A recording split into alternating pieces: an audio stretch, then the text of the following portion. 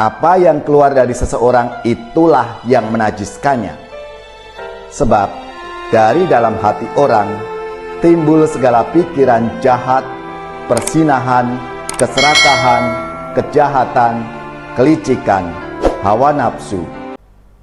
Saudari-saudaraku yang terkasih, berjumpa kembali bersama saya, Inspirasiku di Antara. Renungan harian Rabu 9 Februari, Pekan Biasa yang kelima. Semoga kita bersama keluarga komunitas kita selalu dalam keadaan baik, sehat, dan tetap bersemangat. Marilah kita bersama-sama mengawali renungan kita dengan tanda kemenangan Kristus. Dalam nama Bapa dan Putra dan Roh Kudus. Amin. Allah Bapa yang Maha Agung, kami bersyukur atas perlindungan-Mu. Semoga kami terbuka terhadap segala kebaikan dan menyingkirkan kejahatan dari hati kami, sehingga sanggup mengabdi Engkau dengan tulus ikhlas. Dengan pengantaraan Yesus Kristus Putra-Mu Tuhan kami, yang bersama dengan Dikau dalam persatuan Roh Kudus, hidup dan berkuasa Allah sepanjang segala masa. Amin. Dalam nama Bapa dan Putra dan Roh Kudus. Amin. Inspirasi kita hari ini dari Injil Suci menurut Markus, bab 7 ayat 14 sampai 23. Marilah kita baca bersama-sama dan kita renungkan. Pada suatu hari, Yesus memanggil orang banyak dan berkata kepada mereka, "Dengarkanlah aku dan camkanlah ini. Apapun dari luar yang masuk ke dalam seseorang tidak dapat menajiskan dia. Tetapi apa yang keluar dari seseorang itulah yang menajiskannya. Barang siapa bertelinga untuk mendengar, hendaklah ia mendengar." Sesudah itu Yesus masuk ke sebuah rumah untuk menyingkir dari orang banyak. Maka murid-murid bertanya kepada Yesus tentang arti perumpamaan itu. Yesus menjawab, "Apakah kamu juga tidak dapat memahaminya? Camkanlah, segala sesuatu yang dari luar masuk ke dalam seseorang tidak dapat menajiskan dia, karena tidak masuk ke dalam hati, tetapi ke dalam perut, lalu dibuang ke jamban." Dengan demikian Yesus menyatakan semua makanan halal. Yesus berkata lagi, "Apa yang keluar dari seseorang itulah yang menajiskannya. Sebab dari dalam hati orang timbul segala pikiran jahat, persinahan, keserakahan, kejahatan, kelicikan, hawa nafsu, iri hati, hujat, kesombongan, kebebalan. Semua hal-hal jahat ini timbul dari dalam dan menajiskan orang." Demikianlah sabda Tuhan. Terpujilah Kristus. Saudari-saudaraku yang terkasih, dalam sabda Tuhan hari ini Yesus mengajarkan bahwa hal-hal yang jahat yang menajiskan dan keluar dari hati seseorang.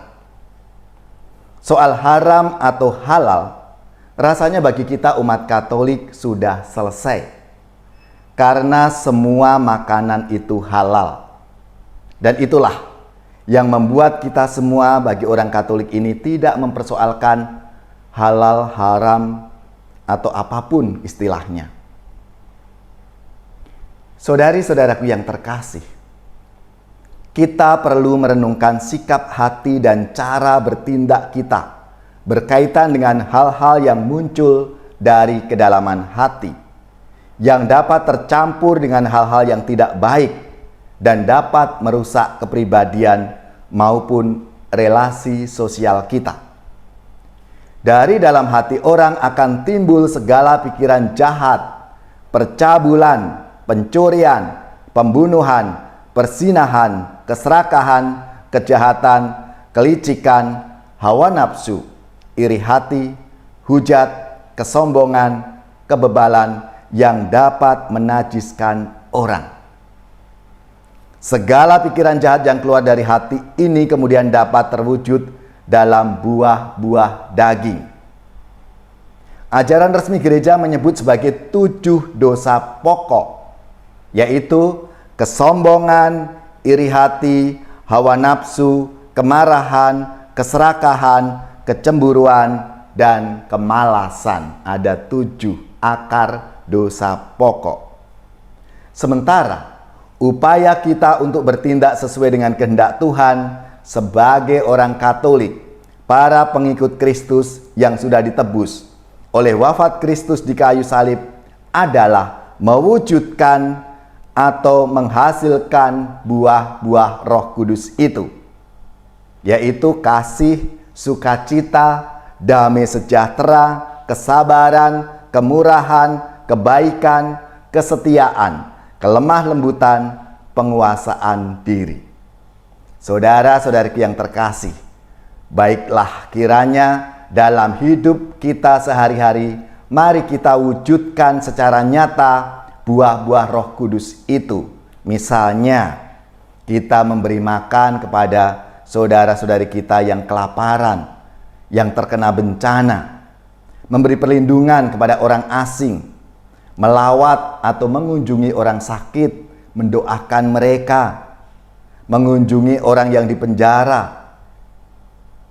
Lalu juga kita berani menasihati orang yang ragu-ragu, mengajar orang yang belum tahu, menegur saudara-saudari kita yang berbuat tidak baik.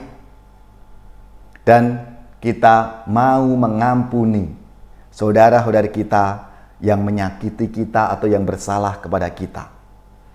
Itulah buah-buah Roh Kudus yang harus kita wujudkan dalam hidup kita sehari-hari. Perbuatan baik dan segala cara hidup untuk menjadi berkat bagi sesama perlu kita wujudkan untuk menciptakan kebaikan bersama dalam semangat solidaritas kemanusiaan yang keluar dari hati nurani kita.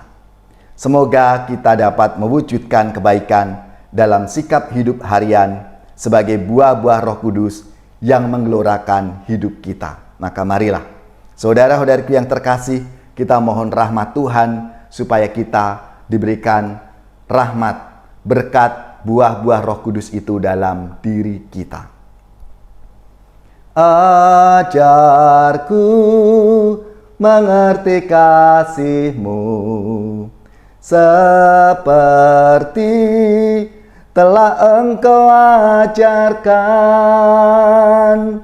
Aku ingin seperti diri-Mu, mengasihi sesama. Ajarku mengerti kasih-Mu seperti telah Engkau ajarkan. Aku ingin seperti diri-Mu, mengasihi sesama.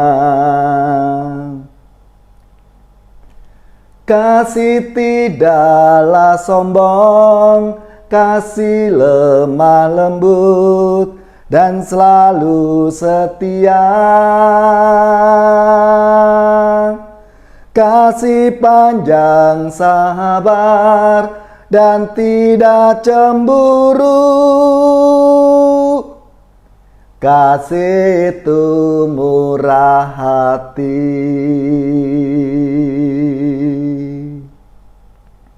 Marilah kita siapkan hati kita untuk menerima berkat Tuhan. Semoga saudari-saudara sekalian, keluarga-keluarga, komunitas kita, orang-orang yang kita doakan, mereka yang sakit, yang menderita, seluruh tugas, belajar, pekerjaan, usaha serta karya pelayanan kita, dibimbing, dilindungi dan diberkati oleh Allah yang Maha Kuasa, Bapa dan Putra dan Roh Kudus. Amin.